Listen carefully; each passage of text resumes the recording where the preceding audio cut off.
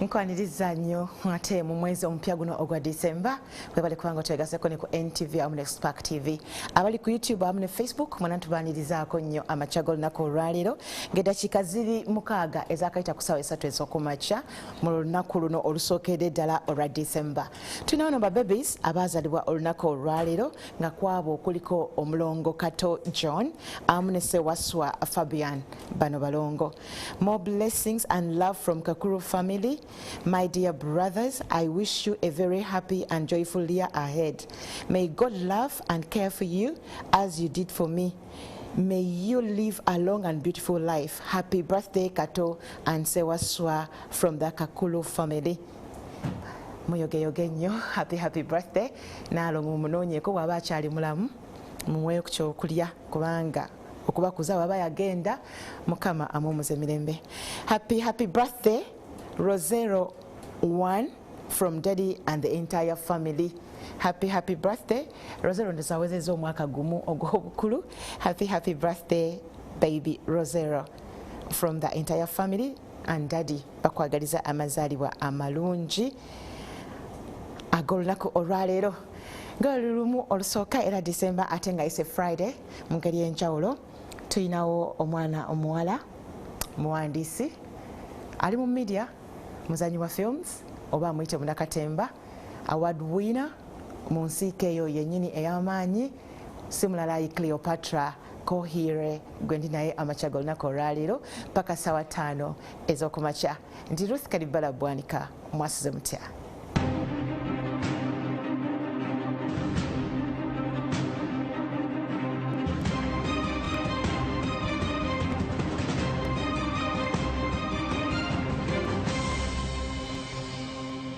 Nze mukwaniriza ku NTV ne Spark TV amakya g'olunaku olwaleero ne ku Facebook amu ne ku YouTube. Nga bwe kugambye nti amakya g'olunaku olwaleero nina omuzannyi w'okuntimbe ate nga ne ku stage yaliko muwandiisi media personality award winner Cleopatra KoheiRwe gani naye amakya g'olunaku olwaleero tugenda kuba nga tuwayamuko paka ssaawa 5. How are you, the beautiful Cleopatra? I am fine. Thank you for having me. You're welcome. You look amazing. Thank you. I learned from you. Really? Yeah, you're so beautiful. Thank you. Bigenda bitya? Nange bitambula. Gy'obulidde? Gyembulidde eyo mu Katemba. Mu Katemba. Katemba naye omuluddemu for some time. Yes. Owezzaamu emyaka emeka? Mbadde nzanya emizannyo okuva nga ndi teenager like since 2001 when natandika natandika dda mu primary ne mu high school then Namasagali college nekola ki nentereezaamu awo nendaba nga kikwatayo you know because twali tugenda ku National Theatre as a school. Then nenyingira Obsessions group gye bali bayita Obsessions nga ikola music dance ne drama nagiyingira professionally in 2001. So kati nze professionally mu mutwe gwange mbala nti natandika the professional field from 2001 kubanga kati awo twali performing like in the theatre on stages with different corporate companies nga byonna biri bingi. So how long is that? Myaka ng'emeka up to now, up to date? This is now 2001 to now, okay, maybe 22 years in the industry. Yes. Ayo bokikubi. Music, dance, drama, entertainment. Experience ebe kumala. Yes. Nenga Cleopatra azalibwa. Nazalibwa Mulago Hospital. Mulago Hospital in Kampala in 1982. Totya kwogera myaka gyo? Nedda sitya. Njagala nnyo okwogera emyaka gyange kubanga nsanyuka okuba nti mba nkula every year. Yes. Buli omu talina ogwo omukisa. True. It's a blessing. And I think natandika nnyo okwagala okucelebrate like kuba excited nti no I'm growing older kubanga mama wange yafanga akyali muto. So nali manyi banange sigenda kuyitako egyo emyaka ne taata wange naye yafanga akyali muto, you know. Mami yafalina emyaka emeka? Ndoza yali 30, maybe she was 30. I'm not sure, but she was young because she had me young. yanzaala ndooza ngali in her 20s. Ne taata wange bali young couple, so ndooza nali manyi nti naatuuka ku 30. You know, it was a prayer every time, and the older I get, nsanyuka. Lwaki olowooza tujja kutuuka ku 30? Kubanga nalaba nti obulamu tebuli easy. You can't take it for granted. I know.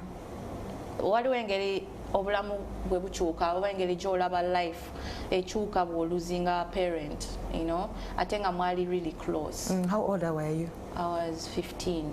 15. Wali omutegedde mami ne love ng'ogirina? Nali mutegedde, yali anjagala nnyo, yali let me say, engeri omanyi kadota kange kali n'emyaka 9 kati. Yes. Engeri gye ndinako, I think, okay, my mom and I twali bwe tutyo naye nga kati nze naye ndowooza nze n'akaana kange maybe tusukamuko, because my mom ye yali akola mu government nga emirimu gyabwe eri very very hectic. ISO, yes. So. Yali mu ISO? Yes. Wow. Yali mu ISO. So otegera ddi nti yali mu ISO? I think nali mbikimanyi because buli omu around me yali in the army. Katotya bikola mundu biki and everything. Nga sitya, ndowooza even at some point nali njize changing, cleaning the pistols and okuzikoking. Wow. It used to excite me, but I wasn't. Nali sibatya. By that time it was ng'owulira bw'obalaba owulira nti oli safe. Yes, so nali mbaagala. And daddy naye yali mu ISO? No, daddy wange was, we should say, because he was a lecturer at the university, naye yali advocate for the regime that took over, Museveni. Yes, so he died in that, bamutta kubanga bali bamanyi nti spy. He was killed in Obote II's regime. Yes. Okay. Mami yali ani amannya? Bali bamuyita Jocelyn. Jocelyn Twine Sanyu, Rechchiga. Tuli bahororo tuva Rukunjiri. Abahororo babuuza batya ye? Abahororo twogera Runyankole naffe. Otya? Olijje? Nogamba ki? Nogamba ki? Nga horo. Engeri gy'osobola okubuuza omanyi how gamba eradde nyabo. Kati ffe tuba tugamba baba omukulu yaba atubuuza nti horo noddamu horo gye. Then agandi ni marungi. Horo. Horo gye. So daddy yali ani amannya? Daddy baali bamuyita Anthony, abamwikirize Bateyo. Kohirwe lina kye litegeeza? Kohirwe, it's okuhirwa, kitegeeza to be blessed, to be lucky and gifted, the gifted one. Ezo ze meanings mama wange ze yampa bwe namubuuza nga ndi muto, namubuuza erinnya lyange litegeeza ki. So it's like woba okyogera properly kiba kohirwe. Kohirwe. And or to be given. Because okuweebwa kiringa okuhirwa. Okuhirwa is also to be lucky. So byonna ebyo it has a good meaning. To be blessed, to be lucky and to be gifted or to be given. So how was it like growing up nga muli mu mundu? My time there was no war.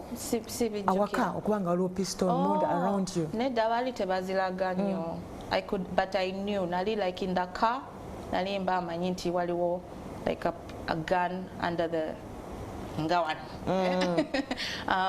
Then at home I knew mami yali alina a pistol. Kubanga internal security organization, those bebo benyini ababeera nga protecting other society or the country, baba bamanye ebigenda maaso in most places. So I think it was a delicate job, and olumu nga bakola nnyo, and it's also discreet. So ngolaba that bona they keep to themselves, they knew themselves, they hung out with themselves.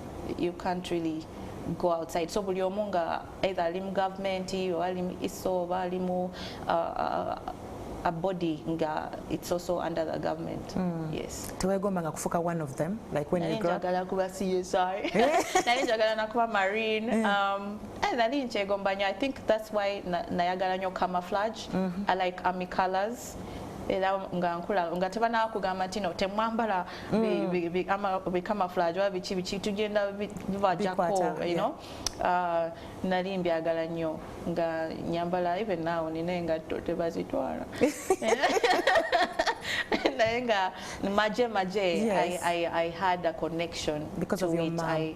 To my mom, my uncles, my aunties, yes, most of them were in government. Oh. So going omwana nga tomanyi okudde ku ssomero, you know, nogamba bonkwatako ja kuyita my mom, she has a pistol. Omanyi abaana atero nali actually nali sibyogera. And in a way, that time government cars nga zirinako UC, the number plates.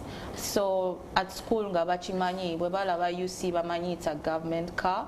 And by then nga waliwo that respect really, singa kati noza kati oba bangi oba kati oba beeraga nnyo simanyi mulimu like batugoba kukubo naye nga that time it was different. So kusomera nga balaba yusi ne bagamba your parents are you know the government. I'm like yes they are, but I was quiet. I was a quiet person. Yeah. Ng'osomera wa? Nakasero Primary School. Nagenda Nakasero Primary School from P1 to P7. Yeah. Wafunanga special treatment because of the number plates, the parents? No, I don't think so. Whatever treatment I got was because I deserved it, I guess. Okay. Nali mwana nga disciplined, would listen. Ganjagala nnyo okwogera n'abantu. I was friendly. I liked reading books. Nsoma novels ate nga nina ne comics kati nga the boys like me also because nina comics nina Tintin, Archie, nina zi Asterix comics zonna za He-Man, She-Ra, you know, Superman. I had a comic girl. I was like a tomboy. You were a tomboy, yeah. Actually. Yes, I was a mix. So abalenzi nga tebaku kutawanya, you know, primary abalenzi babatandise waliwo bully mubalange boy bali bamuyita Shafik Kaima. We all feared him. I don't even know what his other name was. Naye nga muwanvu nene, because remember that time gafe tulinga shrinking. The higher we got, we were the little ones. Naye nga abakulu abali mu P6, P7, P5 batusinga obunene, you know. Naye nga oyo omwana alinga bully. Naye nga bambi okay nga treating abubi, but I used to fear him. But the boys were cool. I was okay. Good relation with the boys. I think by that time really told about chintu chilala nyo really. Yeah. So abalenzi bali bakwano bo basically. Yeah. N'abawala. Nenga bawala batono. No, I had many friends, girls, and then the boys because of my books. Yeah, I know. So after Nakasero wagenda wa? After Nakasero nagenda Bugema Adventist Secondary School. That was your choice? Very good school. No, it was not my choice. Safuna good points okuntwala nti maybe government oba tukuntwala the school that I'd wanted. I'd wanted Nabingo and Njagala obange in Trinity College Nabingo, or which other school did I want? Nagezako na Immaculate Heart. Naye wala very nga rukunji. Why Nabingo? Why Trikona? I liked Nabingo kubanga nakulanga waliwo omwala mama wange gwe yalabirira yali asomera Nabingo ne Nabisunsa. I had cousins nga bali Nabisunsa, so I wanted Nabingo, Nabisunsa, nga njagala engeri gye beeyisamu ate nga basoma bulungi babeera smart bakkiriza enviiri ndowooza. I think bali bakkiriza enviiri by then, so nali njagala those schools. Ate nga basoma bulungi nnyo. It was one of the good performing schools, but nasanyuka either way. Later on I got used to being in Bugema Adventist Secondary School. Trikona naye komye ku points maker? But that time bali bakomando za ku 7. Ate gwe ngufunye meka? Zinafuna P7 man. Primary I was like a spoiled kid. Nafuna 13. Yeah. That is not so bad. I felt terrible. Kubanga nalishuwa nigenda funa 7. Oh. Yeah. It was one subject of science. I got I think 6. the rest English 1, SST I think I had 2, math I had 3, so that was like then science threw me. That time nali Tanzania, that's why I had gone for the holiday. You got 13. Oh, my heart sank. Yeah, but because I'm a good, I do well. Actually, after my mom died, when I turned kusoma, that was when? In S3. I made sure so me bulungi kubanga ngamba nange uncle wange ne auntie wange balina kuntereka balina kundabirira. You know, I was just like, I need to do really well. Now I even became the 19th that term with the stress I was going through of losing a parent. From what position? We were many. S3 by then high school twali banji. S3 twali about in a class enaku zino bichuse. Teacher student ratio is very crucial. By that time I think we were about more than 80 in a class. Yeah, but I became the 19th, and that's when I said Nozo kujoininga S1 wayingira abana bali bougie buli kimu bangagenda supermarkets. Mommy's girl. I had everything, yes. Nalina big tin, biggest tin of biscuits. So Jumani, then ojukira chinido. Chinide chinenga. That time chili just worth 30,000, over 20. Now it's over 200,000. But I would get that one. So, but roommates but like the dormitory, most of them knew me because Nalin sharing. Senior 1. From senior 1, I would share. I was really not mean, and you know, I would say, you have. Then I liked reading my novels, Ganina my novels. So I also made some friends. So quiet. I just read novels. I'm in another world. I think a novels then some as like science fiction. You know, Robert Ludlum, yes. Action. Jeffrey Archer. Yeah. So senior 3 mommy afa. Senior 3 mommy afa. How was life after mommy's passing? It was a wake-up call.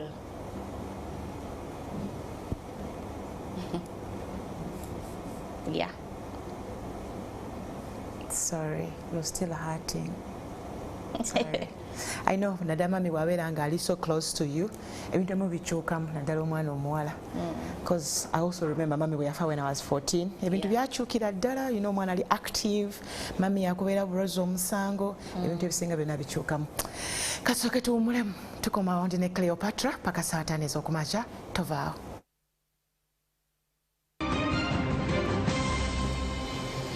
Webale kuwango chekomide ku NTV ne Spark TV ne ku Facebook awamu ne YouTube ndi ine Cleopatra paka saa 5 ez'okumakya era ng'eddakiika ziri 3 mwezi akayita ku saa 3 ez'okumakya.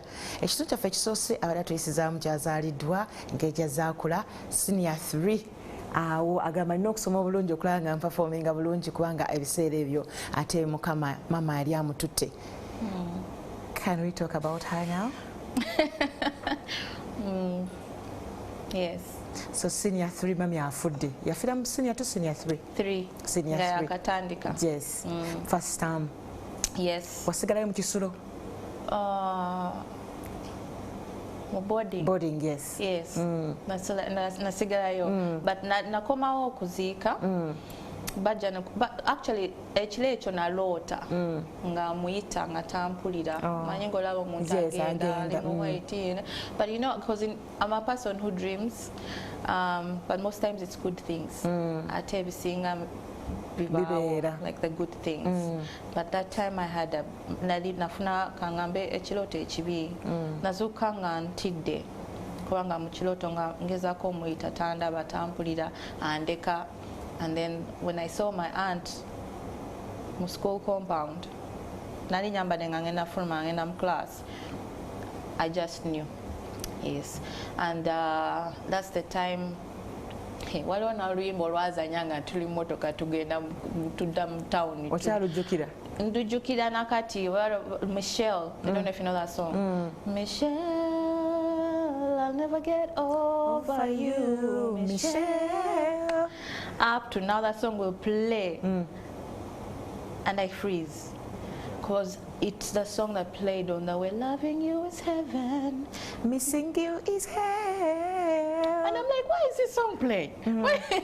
But it takes me back. I think Chanya, by experience, Auntie Anchima, netugenda, babuza what happened. But before that, actually, Banchima okumulaba hospital. She got sick. Yes, she was sick. So I think she was getting worse. Never mtwala. Na iwo boli muto.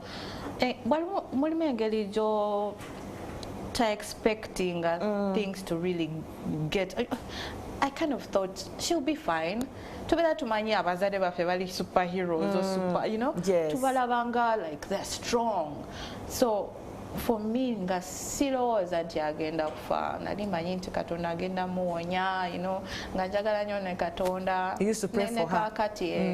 Yes, nga musabira. So namulaba. But the last time I saw her, nga tanzijukira. She was that sick? She got really sick. No, that was the time. It must have been cancer. Because they checked, they checked up to now. I'm not even sure. Yes. Up to now. Yes. Well, when I take it and she's sick, S1. She was on and off. On and off. She gets better, then she gets better, relapses. Anyway, silly sure. I think I'll just talk to my uncle and aunt to confirm. That's a subject. Mera saga really kujidamu. And I promising myself ngenda kola bulungi, ngenda kwelabirira, ngenda making sure I don't die young. You know, because there was just so much. I grew up too fast. Which planning? Are you the only child? I was the only child. No, in my head, I'm planning. And as I do well in school, and you know, uncle and auntie, and then they'll pay for me. Hopefully, I'll go. I'm still not sure if I'll go to university. I'm still not sure. You get over that. I wasn't taking anything for granted. But my uncle and aunt loved me. They loved me. And Nzukira, when the time we travel kuzika, I was told in Tibali they were fighting for me. Okay, like they were saying, no, she can come stay with me. When no, she can come stay. Like different families were willing. Okunda bidida, and I felt touched. Kwanga mama wange was nice. I think she was really nice. She was a people person. Sichogera nti kubanga yali mama wange. Naye engeri jendi ebisinga nabiyigira kuye. Engeri ja treating abantu abalala. Engeri ja because waliwo time when nawulira, you know, bwoba oli mwana abantu boogera ebintu nga bakwerabira nti wooli. Nowulira omuntu nga ayogera something bad about your mom, or you know. So and the next thing I'm seeing her smiling and you know, but oyo muntu yayogera kino na kino. Omulopyeyo. Yes. Nga sichitegeera ngamba naye lwaki mama wange naye akimanyi, because as grown-ups bw'oba okula ndooza you get to know, you can tell energy. Oyinza kutegeera nti ono omuntu tanjagala naye for the sake of peace you kind of ignore and move on, because ng'akola n'oyo omuntu. So yagamba nkimanyi naye mu bulamu oyiga okusonyiwa ate babeeramu, so tekikutawaanya tekikukyusa. And I learned some things from her. So 15 years of being with her was, I would say, good enough. I thank God for that. Oli weka? Bakuzala weka? Banzala nzeka. Nali mutawanya nga njagala baby brother or baby sister. You can't believe it. My daughter. Right now. My daughter is disturbing me. I got a baby brother, baby sister. She's 9. So I go, mommy, by the time I have a sibling, all my cousins, by the time I get a sibling, I'll be older, much older, you know. And but everything in God's timing. So senior 3 how bademo okola like this VDs aberanga yo byonna ebyo byonna bya nga manyi VD ndoza tewali agenda okujja okundaba. Every day adako nali si expecting anyone, nali sad. But my aunt came Actually, you know, after that, I was getting more visitors than before. Wow, I had relatives. my uncle who would come to visit my cousins, so the ngabo nabaja nebatulaba ngabampita. Ola Cleo, Cleopatra, vampita like 4 times on visiting the different families. They would come to see somebody, they call me. So God took care of me. Nali okay. Performance tebera affected. Performance, nakugamba, that's when natandika kusoma nnyo, natandika kukola nnyo. Actually, to cope ndoza natandika kuba workaholic as a kid. Kubanga that's when I made sure I live drama club, mkwaya, na becoming a prefect. I ran for prefectship. Atenga bya ku campaigning, nenfuka library prefect, ere bitabo. I loved the library. Nenfuka library prefect, and I would go there and I would write for the school board. I was a writer as well. But all poems zangezo nezi singers afuka sad, zali morbid, ngazili dark, you know, about death, about loss, about pain, about grief, about, you know. Later on, those are when natandika okufuna ka crush or natandika okukyusa muko. Wandikako romantic. When was romantic that? Poem? Senior 4, senior 3 still? Senior 3. Senior 3, yeah, got a crush. I had a crush actually. On a teacher or a student? Teacher. Tell me what about abegumba teachers. I've even thought about which teacher. Our teachers were old, I really know. But there's a lady that I admired. She was called Sison. Sison. Teacher Sison. Oh my God. Yali atuigiza literature. Like I was like, if I grow up, I want to be like her. Gavela smarty, she was articulate. That one, yes, I can remember. But I had a crush on some guy. Banange. Ganemu I imitate him. Then Muganda we yali mukwano gwange. Then yali tachimanyi ate joining her from another posh school. Smack. Omanyinga Kisubi. Balina swag. Guy na joining a school nganalinze mumanyi because of the sister. The sister was my friend. That crush. It went nowhere, but yeah. Yategera later. Because his sister zoned me. Hey, that is not fair. And I was also, you know, I was really cool, like, you know. Then I had another girl who was a friend of mine. She was from outside countries. She's the one who ended up dating him. So, ovayum senior for joining up A level udawa. When I'm at O level, nengenda Namasagali College. And that is when now the performance, the serious performance began. Vakubya like choir na chikwaya ngatugena actually in different schools because katika SDA Nebugema Adventists were one of the schools that had the best choirs. Era ngatugena nem competitions. Then mukwaye yo ngamulumo neba best of the choir. Ate ngandi nemo best of the choir. Led by Mr. Korea. I hope he's okay, Bambi. But now our teacher was the best teachers, Mr. Barioko. Yeah, I remember the best teachers, the ones that about motivating, about encouraging. The one who mistreated me in commerce and made me even hate commerce. I can't remember his name. For some reason, they even make it hard to learn the subject. Yali mean. Anyway. Yali mean how? Yali mean like neku campus over lecturers they just mean. I don't know I don't know. So you want to understand, but instead of helping you understand, they demean you, they attack you, and you hate the subject, and you don't even know why. Yes, and then you kind of resent the subject. So commerce. And the teacher, I can't remember his name, imagine.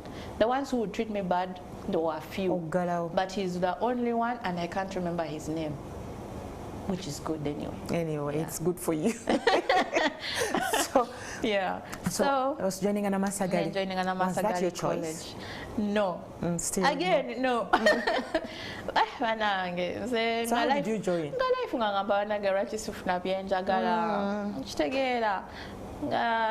So it was the school that actually accepted me, because again, how many points did I get in S4? Sichukira. Choices were but also I had not done badly. S4 is the one where 17 is good and what? The lower the grades, the points. A level, the higher the grades, the better, right? I think. Yeah, so I didn't do so badly in S4. I did well, but not as well. I should have gotten nice grading yachuka. But I did well, but not that well to get into the school I'd wanted. Again, I wanted Navisunsa. Again. Or Makerere College this time round. My course was a bit strict as well by that time, so I didn't get in. No, until that time I had short hair. I'd gotten used to having short hair. So I ended up going for, it's my aunt, my guardian mom. I call her guardian mom. All these years, you know. She's practically raised me. I think even when I was little. My mom would take me to them. So my guardian mom says, you know, there is this school, and ngatwali tubalaba ku TV na Masagali College Theatre, ngamba banango twana twaka. Ngamba naye bali na kunzikiriza. Because they were so beautiful. We used to hear that they only take very beautiful and handsome kids, and then you have to, you know, I don't know, I just thought it's just royalty or something. But together, let me go see if I can try. But Antwala National Theatre, that's where the admissions and interviews were happening. Then Father Grimes sees me, asks me my name. Then really special. Cleopatra. You can't forget. It's like a name someone can't forget, I think. I tell you in the beginning, nanyigira mama wange maracho wampeli nyanga really heavy. Kubanga buli omuli yali ambulira about the beautiful queen of Egypt. Yes. So you didn't like it? Yeah, beautiful queen of Egypt. Yes. And I'm saying, was that as a child, you're like, am I even that beautiful? So my mom's like, you're beautiful, and then she tells me why she called me Cleopatra. When I take it, auntie, naming her after a character, Cleopatra Jones, and the lady. It was a film. She was like Indiana Jones. Now Cleopatra Jones was a character in Hollywood series and episodes, and it was old. It was like for the 70s. Now she looked for it. I told her to get them for me, and I watched them. You did? And yes, I watched them, and that's how that's why the whole Foxy Cleopatra, Afro, and I got more interest in acting as a kid. So the name, there's power in the name. So now Father Grimes sees me. I do the interview. I was confident. I used to speak well. And I'm thinking, that time when I went, I was like, because we had already tried also Immaculate Heart, driven all the way to the village, and I didn't get in. So I was disappointed. I was there like, I think this is it. Maybe I'm going to, maybe my guardians are going to be like, Yo Chimanyi Tura, or, you know, I was just in my head. So I was not expecting positive results. Never, you know, like you approved. And I was like, interview I was like, it was, yeah, it was, you know, it was tough. It wasn't easy. They ask you different questions. Sijukira even what I had to do. But then also I had to fill in some things. But and English was really one of my good ones. So name Peter, then the vampa admission letter, and my auntie tells me Bakiliza. That's how my life started in Masagali College. I was happy. I met some friends, and on the way to get a basi, it was far, Kamuli. And performing at Zang and Azone Stanko Kubela honed better. Kubanga Katwena Tukayonga already they have a production, Bagena theatre, and they were left with maybe a month or so. Valuable practicing from the previous term. True. We keep watching, Father Grimes na Twitter, you netugamba food day. Come here, na Twitter, netugenda, natubuza names again. Then I Cleopatra, Susan. So my other friend was Susan. And he told us let them rehearse, let them do something. We did. We danced. I used to get dance like this. We did the dance, and he said they're joining. The Tuyingira production, where it was a big deal in the school. Just like that. it was a big deal. So that's how I started performing more. The rehearsals were always serious. You know, like how you see dance movies. Yes. They were very serious. They were, you know, there was a girl. She's called Sandra Kopp. She was like, she works at a radio station now even, and she was one of those that I admired in the school because she had been there, and she was such a graceful dancer. Nancy Kachungira was there too, amazing dancer. So concentration they used to balance. We had time for classes, then curriculum activities. That's where the people would choose swimmers, bagena swimming. The runners, the footballers, basketball. Then now ours was dance and drama. Yes. So kati nataka okwagala okuyingira acting seriously. Naye tekajika dream yo okubeera nga mami okyagiriko oba ogivuddeko? Dream kati dream yange teyali nali njagala kubeera marine kubanga njagala bya magye. Ate nendaba ne GI Jane. But it was not, I was more in the line of becoming a journalist. Nali njagala nnyo BBC ne CNN, so ngandoza maybe I'll become an investigative journalist. That's why I used to read a lot. Nali mulayine eyo. Yes. That was my dream. So my dream was not really acting actually, but I used to admire the people. Family Matters, those shows, TV, Club 227, Friends, Cosby Show. Right now, I feel waliwo gap, waliwo shows of really family, like family oriented and just innocent and with family values like back then. The shows. Ndowooza 227 wesenya nkwagala Sandra. 227. Yes, I'm sad. Yes, yes. So kati bikyuka otandika okulowooza ate kakati acting omutwala seriously. So okuva Namasagale. So watandikirawo okuba nga ozannya all through paka wavaayo senior 6. Yes, nazanya senior 5 and senior 6, and again I was a prefect while there. System really different. So ngabalina ministers cabinet, which I was also part of the cabinet, and I was a judge, chief justice, assistant chief justice. Ngayakola chi? Nga mu society. Actually, your school yali preparing her for how life is, because the ribs were like the policemen. Everything, the system, you're kind of prepared for what you're going to get into, which mpulira kati really they avoid training abana for the world. Waliwo ngeri amasomero agamu gafokasinga nnyo ku kababa kwa aka school, everything, and tebategeka abana for what is in the world. Yeah, and I think it's really important preparing abana for the world to know how to face challenges. Ebitabo byokka tebigenda kubayamba. You have to know the books, and you have to know how to live in the world, how to be street smart or relate with people, get a job, you know. Abamu basoma nnyo bali grade A naye nga tamanyi na kuandika CV oba tamanyi kweyogerako. Yes. Naye nga mu Namasagale nga batuyigiza ne communication skills. It was required. So Father Grimes wenenda nga yobateka mga hands-on. Hands-on, he was hands-on. Never teachers. Mr. Kwezi Kaganda, Manyinga Q, he was my literature teacher and also our acting mentor, our acting coach, but he's more of a mentor up to now to me. So bani bawina we Namasagale bovayo nabo like mutandika ku acting ddala? Martin Mugonyi, may his soul rest in peace. Yali Namasagale was in Obsessions with me. Ronnie Mulindwa, the founder of Obsessions, is also still in the arts. There was also, I was with, what's her name? Tindi Chewa. Tindi. Mustafa. Yes, Tindi was also in Namasagale, and she's in Fun Factory.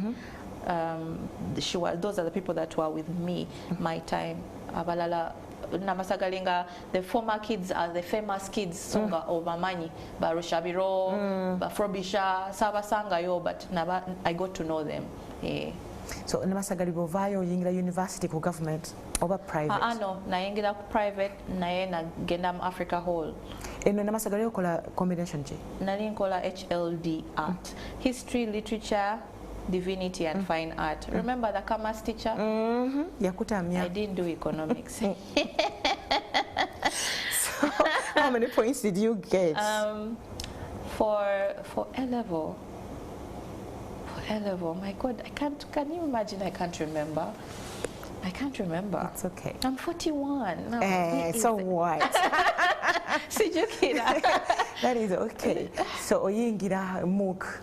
Yes, African Hall. I went to Makerere University. I was admitted. I was so happy, and then I got Africa Hall. Africa Hall, nayenga sinyangu. It was known as the hall for ladies, and most of the government kids were in there. So getting on private was not easy. But when I was applying, I don't know, so for some reason they gave me Africa Hall, because you take your forms, no registering, never signing anywhere. And I didn't saba mfune Africa Hall, because I felt it was the one that was very clean. It used to be known as the very clean hall.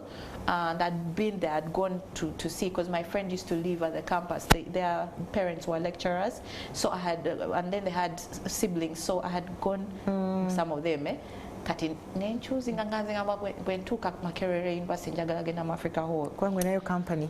No, I didn't know anyone. It was just I liked Engeri Jayali. So nentuka mu Africa Hall never jimpa. Kubanga endala nga ziri very dramatic. Not Mary Stewart? Mary Stewart, actually. At least, yeah, I had friends there. But yeah, Africa Hall really nice. Kati when I ingira campus, actually, nga sina nakujoininga obsessions. Nakola social sciences. Nali njagala mass communication. Sajfuna. Ku government. So, and then on private, really expensive. Kati anti wange oyo natunulira courses ne choosing our, you know, basing on what, because I mean it was me and the other kids then choosing a social sciences, and that's what I did: social administration, sociology, political science, then majoring in social administration and sociology to the end. No, I was not interested in politics at campus. I think Nalin performing now with Obsessions. By the first year is when I joined Obsessions, so I was busy. Nalin now Obsessions, dina classes. I think omanyoli na coursework. I think I'm serious. Ku school, ku campus, ngatosobola kutegeera nti ndi mu group naye nga abantu babeera batunira naye si yeye and I was just no more. Yes. Kati gene tumuleko tukomewaawo n'olugendo lwa Obsessions, engeri joining otya ani akutwalayo era bwe watandika okuperforminga biki ebyakusomoozanga wetugenda okutandikira tovaawo tukomawo. Akotari twakakwata nga tukabuukira omugongo guno. Gone are the days. That was the beginning. That's now when we're doing. Nga tukola music, nga tutandise okuyimba. Naye nga tumaze okukola bya theatre. Nga ne bya theatre tukyabirimu. Naye kati nga abawala batandise okuyimba. How did you join? Era ni akutwalayo. Era bansanga omanyi baroni nga bali namasagali. So kati nga bali bajja okuperforminga enamasagali. When asookera okubalaba. Then ne batulaba nga tuperforminga National Theatre. Because nabo ndooza nga bali scoutinga talent. So Ronnie Naja nangamba, are you interested? Twagala obere mu ugamba mchibina chaffe echa Obsessions. Ngamba nali excited, you know. Ngamba ngenda kugamba kanina n'okubuuza abazeeyi bange. Nembuuza abazeeyi, muzeeyi wange nangamba obsessed with what? He's a doctor, like scientist, at a soldier. Okitegeera kati mix eyo. We were sciences ne math ne, you know, black or white, nothing in between. Say that this, kati nangamba nedda nagana. Ngamba anti wange bambi anti yogera ne uncle. But it was a struggle. That's why 1999 when I saw okubalaba nganze nakajoining A level. Then 2000 I was finishing 2 years. 2001 is ngandiko campus. Benagamba uncle wange bambi nkusaba nzikiriza nga I could still feel nina okuperforming it was a nga mpulira mu mutima kyenjagala okitegeera nga kinsanyusa and kyali kinyamba okwerabira even my so uncle yakubulira lwaki akuganye no yali alowooza nti ngenda kwonooneka sigenda kumala kusoma ngenda kuyayuuka so bwenayogera naye that time nga bagenda kukola omuzannyo gwe bayita Cleopatra ku theatre nembayamba okukola research ya Cleopatra nembafunira ne DVD byaru wa blankets and wine byaru mukwano gwange yalinga mukwano gwa cousin wange omukulu so he was like a big bro nampa DVDs tapes I think tapes za Cleopatra zonna nenzitwalira baroni okubira bas that ka story kawe kabere kastufu yes yeah so I know that because of you that's why umuzanyo bagutuma Cleopatra it was not because of me naye nengamba ko wange bambi nkoze nnyo ko kino project njagala onzikirize nantunira nangamba because I was honest with him always nantunira nangamba okay that okay omanyi when a parent gives you their blessing zasagala nnyo kola ebintu nga guardian wange tali happy with it there is always a bit of oba tofunye blessing ya muzaddewo wabeerawo ekisiraani somehow just like in the Bible the Abraham would bless the kids or you need that kati nanzikiriza enjoying obsessions so and the rest is history mubera mu rehearsals temwakolanga night rehearsals and everything twali to rehearsing twali tuzuka early in the morning kati nze nga sibeerayo nga ndi campus so nga nina okukeera nembeera ku set nembeera ku the home area by 7 yes so rehearsals mwazikoleranga ku before twali ntinda nga mama waroni ewakawa mama waroni je to rehearsingira then later on tugende ewakaliga oh yes ewakaliga so rehearsingira mu home now it was a garage yali twateka mirrors so garage yali the dance studio elinga dance studio ngeri spacious and would rehearse buli kumacha for 4 hours then after that nali ntandise ndowooza ne WBS banange ndowooza nakola bingi nali ntandise oli ku university oli mu obsessions make oli ku WBS IWBS oyingirayo otya nayingirayo anti bandabira kati mu obsessions nga a year had passed omanyi nga tu performing nyo then interviews nga zibeerako nga njogera mu interviews most times kati ndowooza by the second year this was now tali mu 2000 what WBS na joining anga 2004 sijuba 3 sijukira but ku CV bili clear kaya wano sijukira na joining WBS na yenga kazora yakola ki yagamba oyo kwemba muyita like a J mumulabe so Mr. Kazoba na nampa that screen test nga nina okwogerako anything bikiuki otone kamera yogere yes and kati ndi wano ne Ruth Kalibala ngenda mubuuza ebibuuzo twogereko kino okitegeera yes songa shoba jita batya ate shoba nakola awo erinnya ne nkola ka small intro then outro nga confidence eri kweri waggulu yes so do you think namasagali yakuyamba okufuna confidence eyo wajja mu obsessions namasagali then obsessions also nali shy era ne obsessions nga olumu mbeera nga njagala kubeera emabega naye nga olumu bakusindika mu maaso because of your color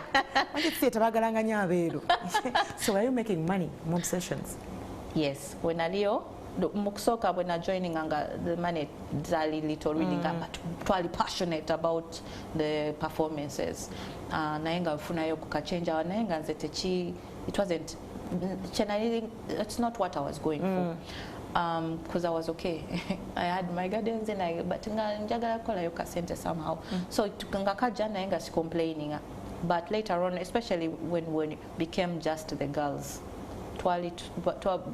to me bali batusasula bulungi and even the time when nali nkati ngenda kuvaayo nga it was at the peak nga tulina ne shareholders nga we're getting money so ngofuna ka that time even like 1.5 million was a lot, you know, you get to look at 1.5 or 1 million you know, then with extra like 300k in a week, you know, they give you 300k in a week every week, so it was kind of stabilizing cutting and nendo was a cutting izo chita kubanga nalimba then nabo for 6 years but jane yali mu myaka egyo mukaaga amanya bana bwala bakungana nga bali wamu mubamu. How was it? Nze ndi peacemaker and I love peace. I sagala nnyo ntalo, sagala nnyo ngambo. Era oyinza okumbulira ekintu naye sigenda kukibuulira, oyinza okumbulira nti oba ani akoze eki nyinza okay nkuwulirize oli naye ajambuulire naye simanyi kugamba nti oli agambye kino ate n'oli lwaki mbaleeta wamu ne mbagamba mwogere, okitegeera saagala nnyo ntalo. I rather create the peace, so nali peacemaker ate nga tetulwana nnyo really. There was sijjukira nga tulina entalo awo nti bakino bakiri, we respected each other. Binti boss yalinamu omukyala yes. Abawala abasigadde abalala tewabangawo manyi bibaamu abakyala bebabeera obanze kati nze kyali tekinnuma because they are a couple. They are a couple and some things will be for them. Kati nganze, it's not really, they were not mean to us. Maybe that. Ronnie wasn't mean. And Sharon was not mean to me. Twalina Natasha and Michael, you know. Nga company waberayo abamu aba connecting mu company. Nga abalala we are not, I wasn't dating in the group. My brothers owned, we were all like family to me in the beginning because Nalimba Mani for a long time. But the one maybe that I had kind of liked in the beginning, Yali Charlie. Yes, and he liked me too. Like, but it didn't go anywhere. Charlie, you ended up MTN. Muzahura, yeah, I think yes, he ended up working in MTN. But he ended up also becoming like a brother. Like, so it was really me young, you know. So I didn't really take much of it. I think I'm back on my mind. My uncle's voice is there. You become my this serious you know, so I was really too stiff, if I may say. Era Charlie yategerako crush yo oba naye ku sisters only. You were primary. Later, but yeah, it was okay. It was fine. We laughed about it. So what made you leave Obsessions? I left kubanga nali nkola bingi. Nkola bingi. That's the time nali ku WBS nga nine ku Capital FM, and then actually ne African Woman magazine ngetandise. Kati nga ndi writer, ndi ku TV, ndi ku radio. Era bwe bali bansendeka off kubanga bankolera party. Bankola kapate bambi. Then the send-off was like, I'm going to focus more on the journalism. Kubanga buli kimu kyenalinkola nga kiri mu media. Kitegeera.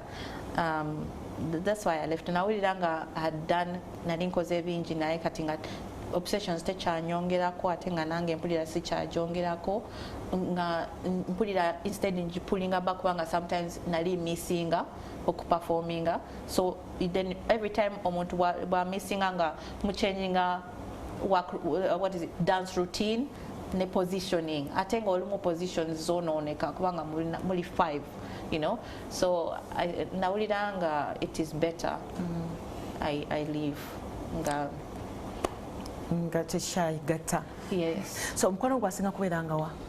Mukwano? Acting, writing, dancing. Where was your love? Kiki wasinga okuwulirangamu emirembe ng'okola? Nga nkola. When I look stage, nalina there's a certain kind of feeling I would always have. Just kulaba abantu nga basanyuka, you know, nga kinsanyusa nange nti we are putting smiles ko people's faces, okitegeera nga waliwo, but twali performing nga abantu balina that stare. I don't know if it still happens now.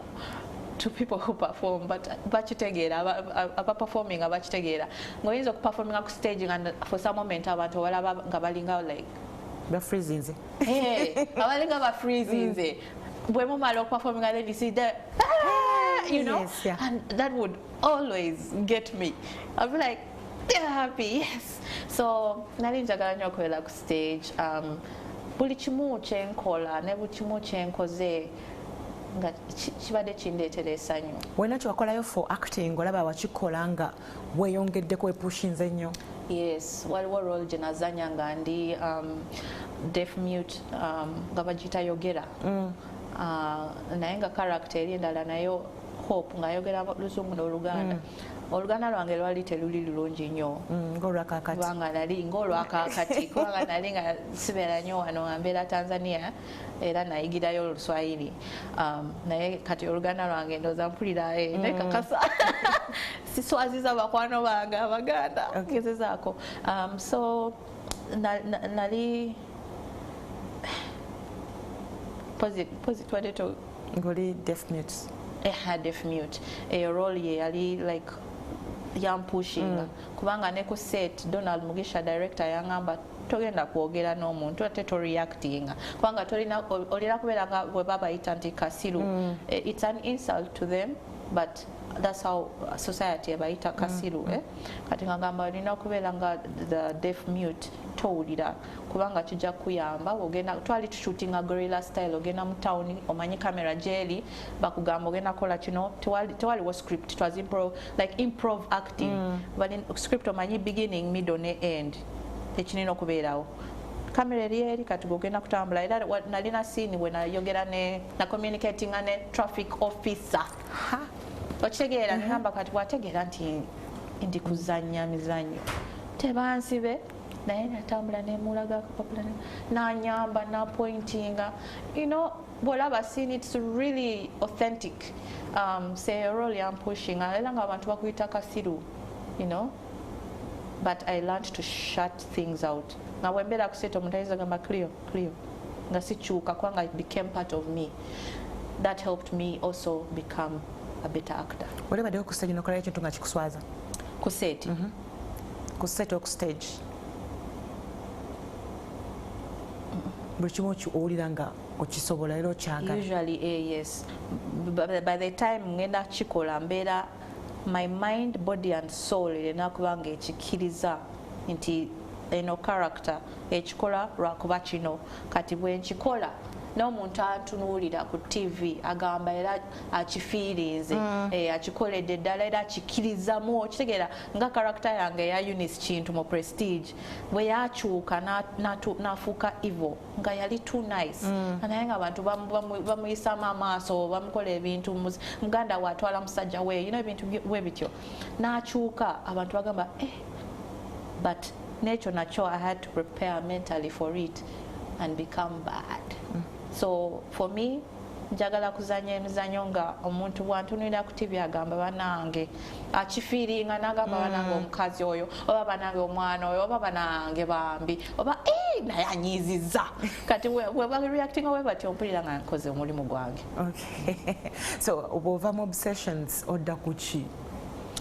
Wemba obsessions kati ne focusinga ku African Woman magazine nga nkola zi stories ezo nga nenfuka ne editor later on ali staff writer ne tufuna twakola ne magazine mu Kenya kati echo nacho I already had a connection in Kenya so nga I would work also there ne nkola ne TV TV that's WBS? WBS nakola yo shows nga natandikira ku Showtime magazine after Caritas had gone.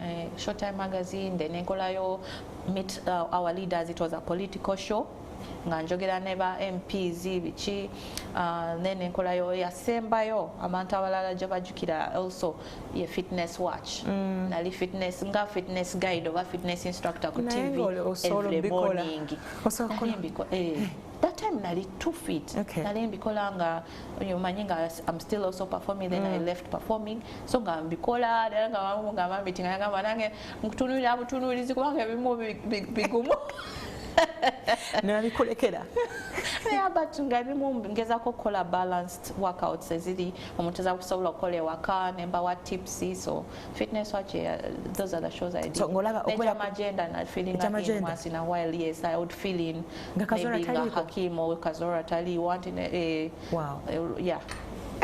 TV and acting wabirabanga otya? TV yanyamba kubeera nakyo mu acting also. Okay. Kubanga it's really different chili nti bw'obeera ku TV nga gwe hosting. Yes. Obeera aware of the camera. N'okutunulira wano n'okola ki obeera aware of the camera. Bw'obeera ngo acting olina okwerabira nti camera weeziri. Okitegeera nti nawe ozanya akatemba. Yes. That's the only thing kye nali nina okuswitchinga. We can go to know them on camera. You're acting. You could, but I knew it was easy for me to adjust because of theater. Yes. Yes. So byakwangwira okwera ku mpewo. Byanyangwira. Byanyangwira. So WBS omerayo bbanga ki? WBS naliyo for emyaka maybe 4. Yeah, 4 years or 3, 4 I think. Ne wano waliwo abantu benakola nabo ku WBS era bwana basanyuka amanya sigajukira kubanga bali mu like IT faces. Babu ansijukira kubanga that time nali name obsessions, so nga ngenda nenkola nenvawo. Sometimes I eat lunch but nga teba ugera nange nnyo. Yeah, but yeah. So dress code ya obsessions uncle teyagiyogerako. Dress code no, twali bato. And I think twali wolaba videos really tewali much. The size was that, the clothes, I don't regret. So twaloza kuyimba like your friends. Uncle wange ayagala nnyo theater naye. Ayinza okubeera ku TV oba ne dance. He's very good at walls. Tumanyi walls y'abazungu. Him and my aunt were known for the walls. So balinga like performers who didn't actually go on stage. So I'm the one representing. Yes. So in a way he appreciated it. Gwe twaloza kugendako mu music nga bano. I did after nakolayo some 2 songs ezange ne recording and many songs kwanga nali signed to a Kenyan label. Why Kenya? Anti kwanga ndoza nali ngendayo nnyo and young connecting like the person yali andaba ngalaba ninamu the East African vibe. Ngamanyi ne Swahili, manyi, you know, song cutting, ne type of music generally njagala okukola was a bit. Now it's kind of there. We have that kind of music, but at that time, really different. Take out your marketing, silly sure, you know. But it's what I wanted to do. I wanted to do music that I like, that I think some people would dance to. Era nakola yo party on my mind. Ne lay you down, yali featuring artist wa Kenya. Ngawamita Levisil, a reggae dancehall. Then Party on My Mind also had a Kenyan called Gaza, his voice. But Nenzala, Nozala, 2014. Kwanga natanikala in my single music career mo 2012, 2011 now. Doza. Nalinayo akalala kaimba nga bakaita ngamba. It didn't go so far because I call a video, but it would play. I would perform it, Buzz Teens Awards, which I call a performance. Focus solo. Going solo. Abantu bali bambuza nnyo. Actually, even doing it ndoza nachikola to kind of maybe do it to appease those fans that wanted some music from me. But to be honest, music sequencing okwagala. Like mwagala, but nsinga more acting, nsinga kwagala filming, creating the film, than being on stage performing, because I did it for a long time. Those are abantu okugamba nti tuyimbireyo naye ng'ebyaddala bwe kenyina teweewulira nti oba oli muyimbi oba osobola okuyimba. Nizo okuyimba naye ndooza kambirekere my Lillian Babazi and Azawi and I enjoy the, you know. So katugere mukuwummulako tukomewo olwozaala ozaalira munna Kenya ozalira producer nazalira muna Kenya katukomeo tutandikirawo muna Kenya musinkano ntya era mwazaala mutya watugenda okutandikira tovaawo. Hey Cleopatra, how did you feel ng'ozanya ne a big star last king of Scotland? I felt good, Bambi. Nali simanyi impact film jegenda okuba nayo. Hollywood, I don't even know. Manyi nga bwe nagambye nti olumu obeera tomanyi how big something is. Kubanga batusanga ku National Theatre twalinayo play Obsessions ne batugamba nti auditioning nani Joanita on Terra, she's the one who told us to auditioning, you know, chappy as myself. Hi, my name is Cleopatra. Then never Twitter. Some of us never Twitter. Netugenda ku hotel ya nani eri Koto. Netugenda yo for the interviews, audition. Ne meeting a director nga simanyi a director. Naye nga mbuuza yampa 2 role offers. So role emungere namu sex scene. Engamba sijenda kutandika ku TV ku firimu neka sex scene kasa Hollywood ako kasi nagamba nti nzaali wano ngenda kusigala wano nagamba nedda kasina ako nenkaleka ne bampa akalala ngamba kano katono naye linnya lyo Joy ne mugamba ngenda kutwala katono naye akakatono kafuuka kanene. You get, and I don't regret having been a part of it. Najagala nyo okulaba Forest Whitaker ne James McAvoy ne Kerry Washington engeri gye bali bagetting into character. Era kati eyo film kubeera nti it was the first film gye nabeeramu ate nga I'm acting close to these people yasettinga ba yagiteeka eri waggulu natandikirawa so kati nga nange ngamba kati byengenda okuddamu nsaba Katonda bibeere nga nabyo biri as strong.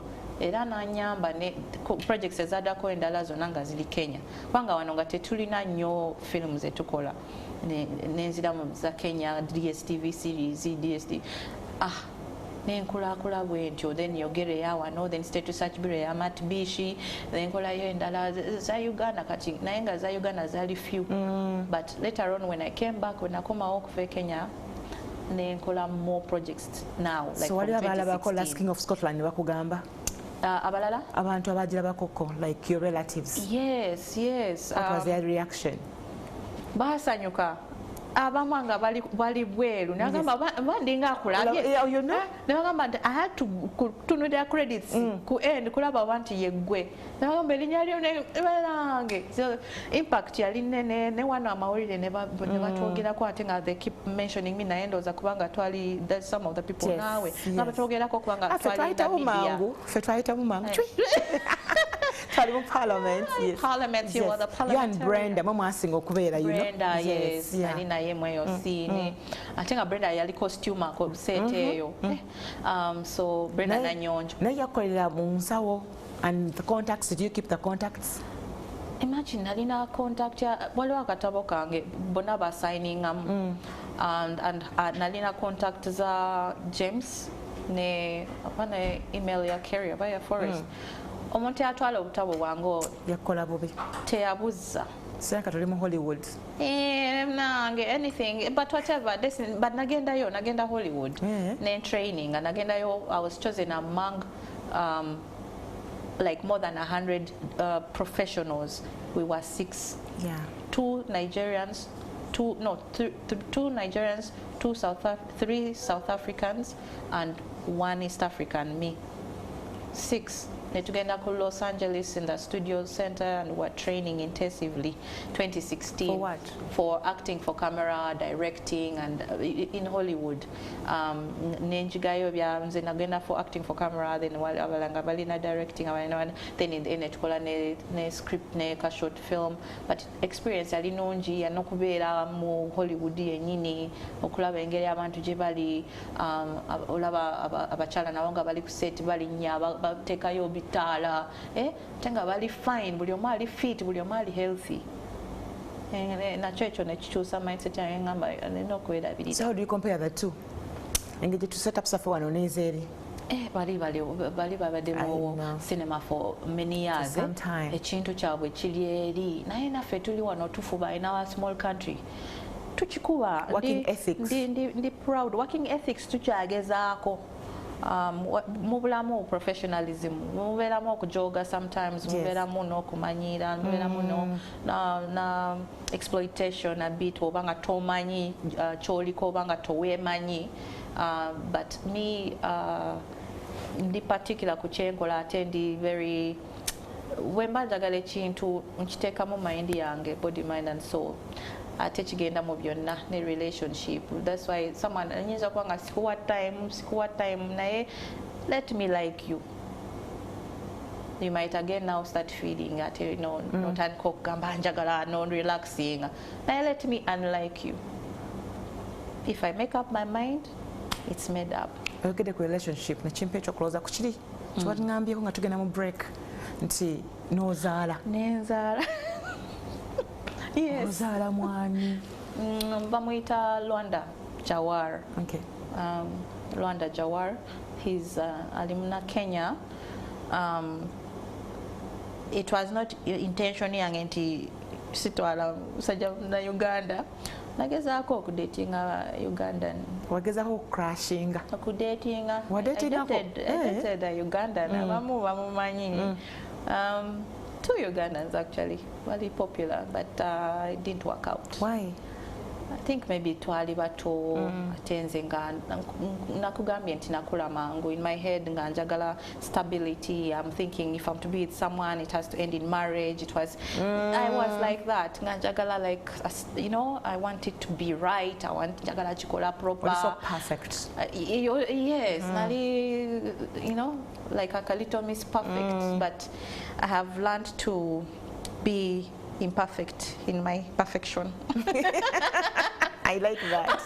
Yes, so tebyagenda nga bwe nali njagadde the first relationship, then the second nenchita, then I meet him, the father of my daughter, and nali nina rule not dating where I work, but for some weird reason those actually meant to be anyway. We met ku set ya corner where nali nzanyanga boxer, njagala nnyo boxing, ne martial arts and sports njagala basketball, so nali njagala boxing nefuna eyo role mu DSTV series gye bayita corner mu 2013. So nga nzanya role ya Jackie, then ne meetinga ku set ne tu connectinga. One thing, we became friends, then we became closer. Katiao. No, the rest is history. I ended up having my little girl with 2014, and techubade easy. Why? Kubanga twafuna ebizibu awo okutegeeragana, then relationships teziri nyangu. Era nali Kenya for like 3 years. The time I gave birth to my daughter, nabeera Kenya. Nemkuza first year, second year, like I kind of took a break actually. Kubanga abamu bangamba waliwo bwe wabulawo. Yes. I took a break. Kubanga I had worked kuva ndi over 16, over 15 with no break. So at that time, motherhood is the first time I took a break. I think a social media we turned so taking a break. Then after that, ebintu nga tebigenda bulungi with him. Tetegeera bichi ayomba nange ate saagala nga tuyomba out of the blue. No, see out of the blue naye nga waliwo ebintu byakola nga nze tebinsanyusa ate nga omanyi when you are nali ngezaako okuba as Miss Perfect. You're trying to have a home. You're being loyal. You're really trying. When you're doing the most. Like when I look back, so in the end, yes, cutting a mulimu nebyo, like also the lack of focus of prioritization. Nga nyomba tikati chino ate kati okoze chiri ate nga twalaga metukole chino tuliawo dreams zaffe tezili aligned, yes. you know, so agezako kuba omuntu we ngezako nekigaana nengamba manyi me go back home. Home is the best. Home, East or West, home is the best. Yes. I came back 2016, and that's the time nengenda LA. Katinga things are now opening up. I went to LA, nekoma ku radio city. Katinga ndi ku radio city. I'd been there for 6 years ku radio. Nekoma nevampo mulimo gwange, you know, because I'd worked well there. I've been lucky in Tabata. Was it Radio City or Capital? Capital na Soka Capital. Okay. Training jenafuna yeyo. Then later on ngenda ku Radio City. Yes. Okay. Kati onebera home yange nayo. So my 2 homes are those ones. With your baby? Radio City nenga baby kange era nga bali nange nga I'm pregnant. Then kalaba nga nzadde. They've been there. Such an amazing unit and bosses. Kati kwebyagaana nenkomawo netwekyawamu. No, ne tata baby. You can call it kunoba, but not really, because we are not married. So nkyali ku katale. Are you searching? Are you searching? Okay. I am. Me, I want marriage. I really love to Chochagwerawo ddala oba wanoba mbunobi. It's well, what if he comes back and gali serious? You know, kubanga naye kati akuze, we talk. We have to talk about our child. He's older than me by 2 years. Okay, he's 43, 44, 43. He's going to be 42. He's going to be 44. I'm 41, so yeah, he's 43. Yes, and he'll be 44, I think, soon. Anyway. It was hard. So do you talk? Tebyali byangu waliwo nagamba bankoleki singa teyali mwana singa soogera naye singa tetwalina mwana singa, you know, cutting him off would be easy. How bad was it? Obusungu bungi. Gamurani ddala physically? No, he's not like that. He's not abusive in that way. Naye nga bwenkugamba beeramu mental, emotional stress for both of you. Yes. You know. So do you think tuamu a period ya kudatinga mutegera bulungi, like how Kenyans? Maybe it was also quick. The next year, then we had a baby. So there was a Charlie Chabao Mangu. Tenga na ya chakala. Tenga, you know. Nzenga ndi ready kusettling. Yali akola ki Mutya? Yeah. Na ya ali mu film. Okay. Alimu film. Kati wali ali in a much better space. Niliwa musanga yali alimu film. Na alimu film, yes. Neka kati alimu film akola stunts as well. He's a very good actor. Akola stunts. Stunts bebe bya ayinza choreography nga nofukanga masho. Obane bakusula mu air, obane bakuteka ko omuliro. Yes. Banga balina that art that can, you're burning but you're not really burning. So he abikola ebyo. I tell you, Ali very good at it. I respect him. I respect his work, and he's very good. And I'm recommending her, you know, to some things. To get up better now, we communicate better. I never want to be an enemy to the father of my child. So more get muli mukudda. Okudda. Yes. I you can't know. When is a chenjagala chimanyi waliwo kyengezaako naye bwe kigaana ngokita ngenda kita. Yes. Waliwo kyogezaako with him? N'omulala? Mu life yange, like okay. let's say ndi mu soul searching, ndi kwetegeera. Then of course nga bwe nkugambye I'm not married, so I'm dating. Yes, he knows. I don't want you to feel like you can't see anyone. If you want to see people, kubanga ekyo nakyo twakyogerako omanyi ng'onyiiga nga nakaba until I could not cry anymore. There's a time when I got really hurt ate nga nali kuset nentegeera nti oba yali akoze ekyo ate nangamba nti afunye omulala. You know, you feel like omuntu azanya with your heart, eh?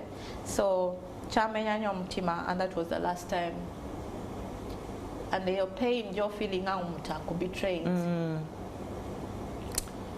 nene. Nene. Yeah, but I'm hoping to find true, authentic love and a companionship. If it will be with him, because sometimes you never know. I never know what God's journey, what his plan is for me. We make plans katonda naseka so byonna mbelekera katonda naye musaba amanyi kyenjagala. Yeah. Akoye omuntu omutuufu goyayanira and you pray abeere oyo yennyini. Yes. Yes. Mwagale with all my heart. Ate era okyamwagala Cleo okusinza ku kyendaba. Yeah, you still love him. I love him and I respect him. Naye anjagala, but kiri difficult okumanya we tunaalaga ate nga bwe nkugambye waliwo you're dating, there's somebody that I'm interested in that is interested in me. Naye ekyo nakyo bwe Things happen for a reason. kireka. And you're still my family. I've come to learn a lot about families these past few months, and to be honest, it humbles me. That's a lie. Have you? Your rapist client is lying. I have never accused anyone falsely of rape. What is this? Am I on trial here? I do not need to explain myself to you. I am the victim. And that man raped me. Stop it. So do you want the long version or the short version? How long is the long version? All right. We'll go with the abridged version. The ceremony is basically a rite of passage. I move up the family ranks to assume the position of the firstborn. In this case, my sister. I am the new firstborn, sort of.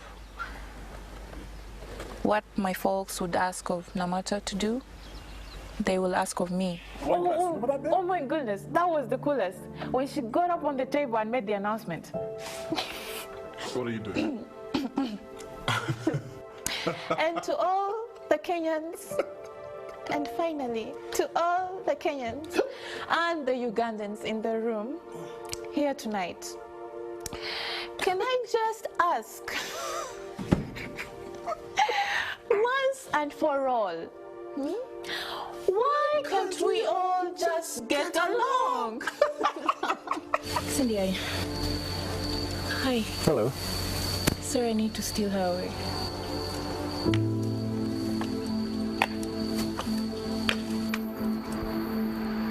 Naz, The man is disturbingly hot, but I need you. Everything's going to hell. Oyinza otya okugezaako okutta mwannyinaze? Otandika otya? Simanyi kyoyogerako. Kimanyi kyoyogerako ng'era omutemu bw'abeera. Kakati nno oswadde. Akyali mulamu atemye agenda weetuge. Of course, Mulamu. I was only here to look after him. Is that what she told you? Kiki. I thought you two are friends. You leave Kiki alone. You're becoming like your mother every day that we go. I am warning you. You keep on antagonizing me anymore and you will face the consequences. In fact, I should not find you here when I get back. You too, Kiki, if I'm going to keep on getting this behavior from you.